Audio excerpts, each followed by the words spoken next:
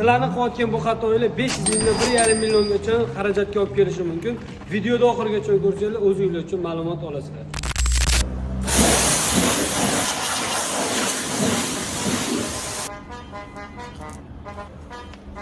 Ko'rasizlar, bitta xatolar bilan balansировка toshi uchib ketdi. Noto'g'ri bu moyka hisoblanadi.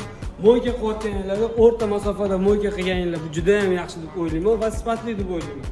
Hozir balansировка toshi yo'q degani, o'sha mashinalar balansировkasi yo'q, vibratsiya berishi boshlanadi. Maslahat beraman, o'rta masofada moyka qilishinglar uchun. Mana hozir sepib ko'rdik, o'rta masofada sepdik, toshi joyida turibdi.